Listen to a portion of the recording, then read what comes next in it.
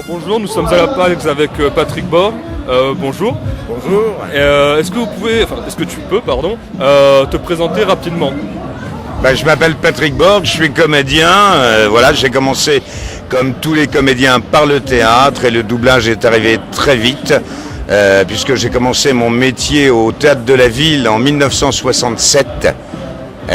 Aucun de vous n'est né et le doublage est arrivé la même année. Voilà. Quel est votre processus pour construire une voix d'un personnage? Je construis pas une voix, je joue les comédies, sauf dans des dessins animés où on va s'amuser à trouver une voix. Si on double un dinosaure n'ayant pas de voix, s'il est gros, on va lui donner une voix un peu plus ronde. S'il est un peu speed, on va lui donner une petite voix comme ça un peu. Voilà, bon, donc on s'amuse, on propose au client ou au directeur artistique qui est sur le ballon en disant tiens, je te propose ça. Ah ouais, tiens, ça c'est rigolo, vas-y, allez, on le fait comme ça. Voilà. Est-ce qu'il y a un personnage que tu préfères doubler ou des personnages pour qui tu as une préférence?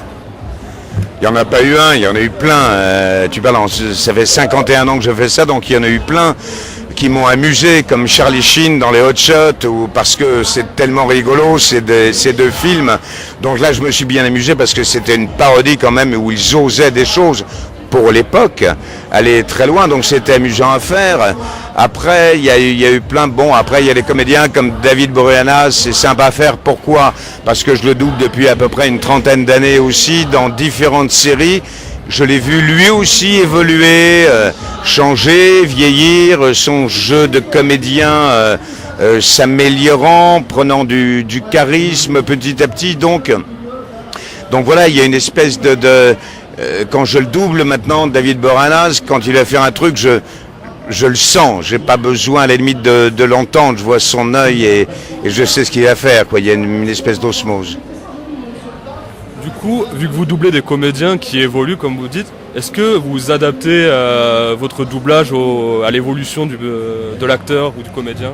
Mon jeu de comédien doit s'adapter. Nous ne sommes pas là pour créer, nous ne sommes là que pour rendre vie dans une langue qui est autre, qui est la langue française, et donner l'impression au public que ça n'est pas doublé, sinon c'est un mauvais doublage. Voilà, c'est-à-dire un bon doublage, c'est avoir les mêmes émotions que lui dans ma langue, inspirer quand il inspire, expirer quand il expire, c'est-à-dire d'être au plus près de son jeu avec mon jeu à moi, d'essayer de coller, d'être au plus près de ce qu'il fait. C'est la seule prétention que je puisse avoir.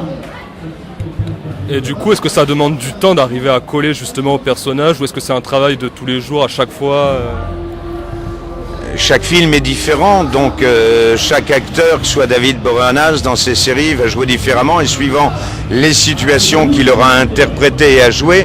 Donc moi, je vais m'adapter à ce qu'il fait.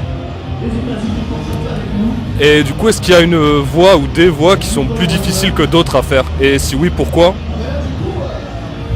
Non, il n'y a pas des voix. D'abord, on n'est pas là, on ne fait pas de la voix. Ce que je dis toujours, on joue les comédies. Alors, il y a des choses par moments plus difficiles à jouer que d'autres. Oui, il est vrai que, par exemple, c'est un avocat qui fait une plaidoirie. Bon, il va dire ce qu'il a à dire.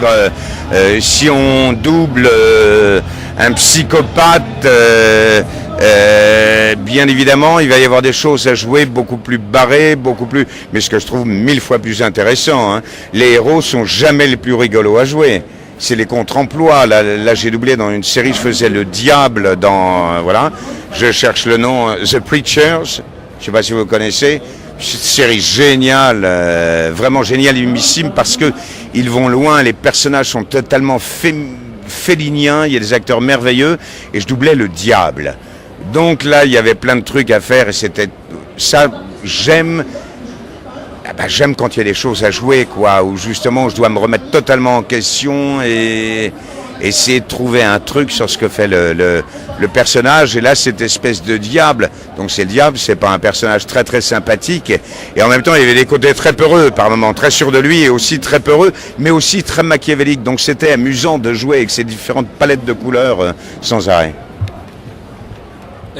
Et du coup, vous travaillez sur de l'animation, du doublage d'acteurs et même du jeu vidéo. Est-ce que ça se double pareil tous ou il y a des spécificités à chaque support?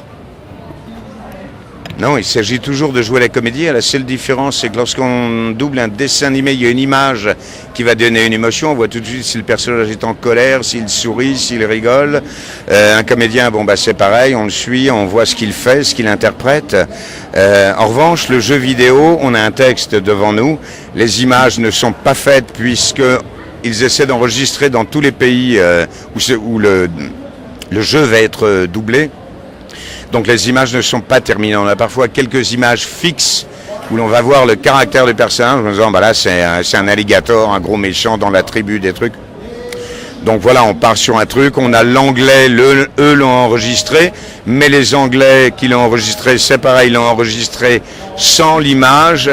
Donc on est toujours un petit peu dans l'expectative parce qu'on ne sait jamais si le personnage est en train de parler à quelqu'un à côté de lui, ou s'il parle à quelqu'un qui est à 20 mètres, où on projette la voix parce qu'on parle à quelqu'un qui est à 20 mètres. Donc on essaie toujours d'être un petit peu entre les deux suivant la situation.